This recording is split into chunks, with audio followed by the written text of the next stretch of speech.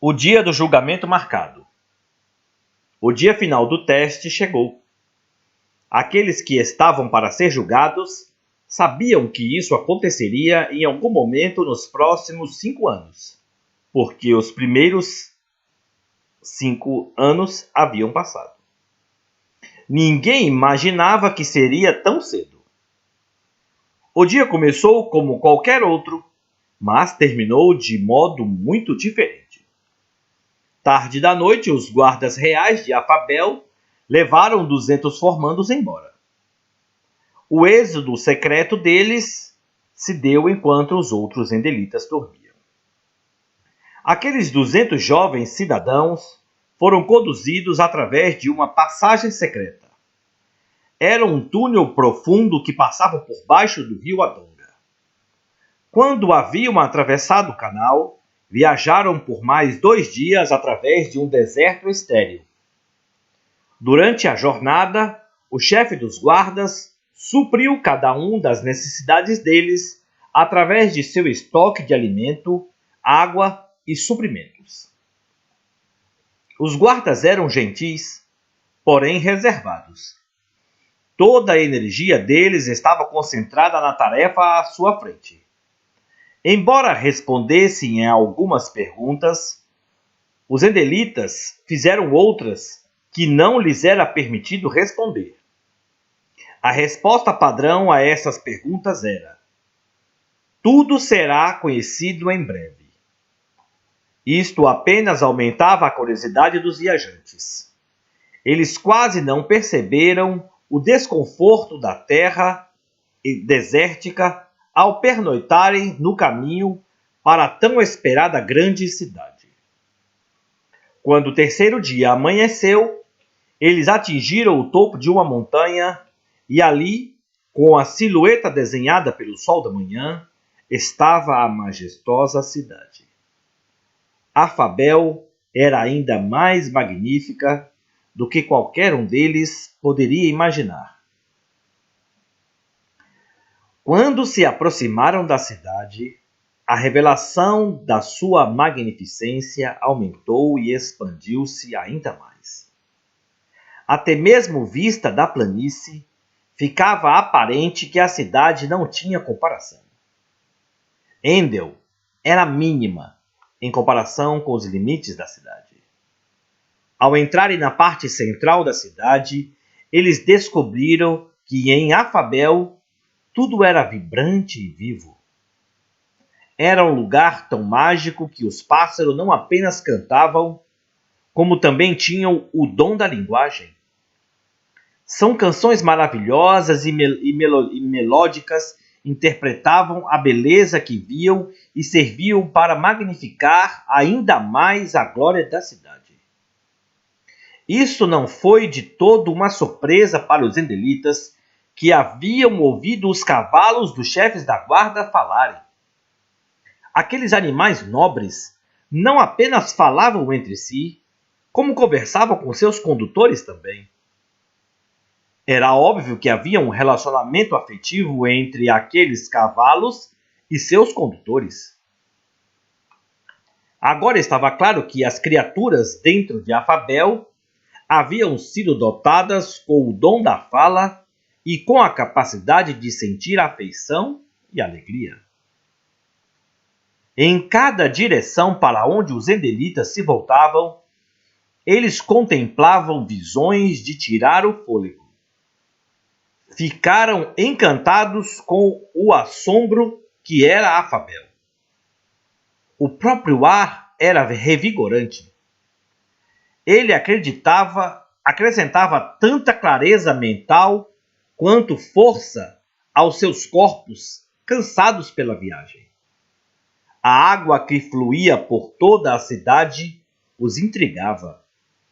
De algum modo, ela parecia mais real, como se brilhasse de tanta vida. Filamentos de uma música encantadora permeavam a atmosfera e acalmavam suas almas excitadas com um sentimento interior de paz. Tudo, desde as menores plantas Até o próprio ar parecia estar mais do que vivo. Tinha a capacidade de dar vida. Nessa terra milagrosa, cada elemento era cheio até transbordar. Os jovens cidadãos não podiam evitar estenderem as mãos para tocarem tudo o que estivesse ao seu alcance ao passarem pela entrada da grande cidade. Eles ansiavam por poderem correr livres e explorar o lugar, mas, de algum modo, sabiam que isso não lhes seria permitido naquele momento. Foram levados diretamente para uma grande antessala de um imenso auditório. Ali, os homens e as mulheres foram separados. Foi-lhes permitido se refrescarem com banhos aromáticos ou chuveiros e receberam túnicas para se prepararem para sua audiência com o rei. Eles estavam felizes demais em se livrarem das roupas poeirentas de Endel. Suas velhas vestes pareciam desajeitadas e estranhamente fora de contexto naquela cidade radiante. Um desejo profundo de habitar nesta cidade entrelaçou-se em meio às fibras de cada endelita. Eles tinham a estranha sensação de voltar ao lar. Depois de se banharem e se vestirem, eles se reuniram novamente para uma refeição. Este banquete matinal estava preparado em um pátio magnífico, onde lhes foi permitido comer e terem comunhão por algum tempo. A superestrutura, até onde haviam sido escoltados, era tão vasta que parecia ter uma capacidade ilimitada. Sem dúvida, as paredes de mármore podiam abrigar pelo menos 100.000 pessoas. Depois de comer, o grupo foi separado novamente, desta vez por ordem de nome. Caridade, Egoísta e aproximadamente 500 outras pessoas foram levadas até um salão adjacente à direita. Enfraquecida, Enganado e Independente foram levados com os restantes 1.500 para outro auditório à esquerda. Ao entrarem nos salões, eles observaram que cada um tinha um nome sobre o limiar de entrada. O nome era estranho e estava em uma língua desconhecida para os jovens endelitas. O nome de um auditório era Salão da Vida e o do outro, Salão da Justiça. Ao atravessar o limiar, Independente sentiu-se estranhamente perturbado, quase aterrorizado. Suas lembranças voltaram ao tempo de escola e tentou consolar-se com o que havia ouvido falar brevemente a respeito de Jalim. Tudo parecia tão confuso agora. Ele começou a lamentar o fato de haver perdido tantas aulas. Obviamente, ele estivera errado, porque tanto a cidade quanto o rei existiam. Ele tentou bloquear o medo crescente que sentia e concentrar-se no que se lembrava a respeito do amor e da natureza misericordiosa de Jalim. Naquele instante, ele não queria pensar na justiça e santidade de Jalim, muito embora agora fossem eles que lutassem para obter a sua atenção. Ele tentou acalmar-se, lembrando-se de como havia sido um bom cidadão e apoiado os serviços voluntários da comunidade. Respirando fundo, o Independente começou a olhar em volta para se dar conta de quem estava em sua companhia. Ele não podia deixar de perceber que estava entre os piores de Endel. Ele reconhecia ladrões, trapaceiros e alcoólatras. Ali havia tanto aqueles que raramente trabalhavam, quanto aqueles que trabalhavam unicamente em benefício próprio. Seu medo aumentou, e quando o pânico começava a dominá-lo, ele viu enfraquecida.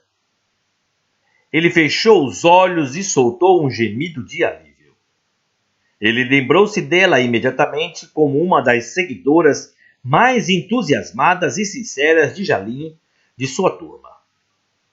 Ele achava, inclusive, ter ouvido falar que ela havia trabalhado na escola.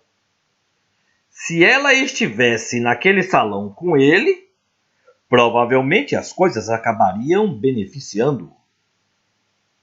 Quando ele se virou na direção dela, deparou-se com enganado. Outro bom sinal. Embora ele tivesse perdido enfraquecida de vista, Independente sabia que enganado era um crente fiel. Eles até costumavam discutir a respeito de Jalim. Seu humor mudou totalmente ao abraçar seu velho amigo. A atitude de enganado era animada e positiva. Eles começaram a conversar e todo o medo se acalmou. A misericórdia de Jalim deve ter sido ainda maior do que eles imaginaram. Veja com que liberdade ele perdoou aqueles que, independente, jamais poderia imaginar que conseguiriam. Como isso poderia ser outra coisa que não a verdade? E aquele não era o grande professor vida dupla, ali, na mesma sala, a apenas poucos metros deles? Agora ele estava certo de que tudo sairia bem. Entretanto, ele estava levemente perturbado pela ausência de caridade e egoísta. Outra coisa que ele achou difícil ignorar eram as pessoas que choravam e soluçavam pelos corredores da sala. Talvez eles estivessem simplesmente impactados com a bondade de Jalim. O outro salão também estava cheio de emoções. Amigos que haviam perdido o contato após a formatura estavam entusiasmados por estarem reunidos novamente. Havia um entusiasmo predominante que logo dominou cada conversa. Em breve eles veriam Jalim. Havia chegado a hora de entrarem no seu verdadeiro propósito e no destino que lhes fora prometido. Estavam todos elétricos com a magnificência da cidade. Eles sempre souberam que seria um lugar melhor do que Endel, mas a sua impressão inicial excedera sua capacidade de compreensão. Aquilo era mais do que suas mentes podiam processar. Seria realmente verdade que eles passariam o resto de suas vidas em um lugar tão glorioso? Para ter uma honra como essa, qualquer um deles se disporia, de bom grado, a limpar o chão. Todos os que esperavam neste salão sabiam que haviam seguido Jalim, mas ainda se perguntavam de que forma poderiam ter se oposto aos seus justos juízos. À medida que o tempo passava, uma atitude solene tomou conta da sala. Eles haviam sido fiéis? O tempo logo diria. Sim, o entusiasmo se entrelaçava com uma certa dose de medo enquanto estes, humildes servos, aguardavam para ver o seu rei.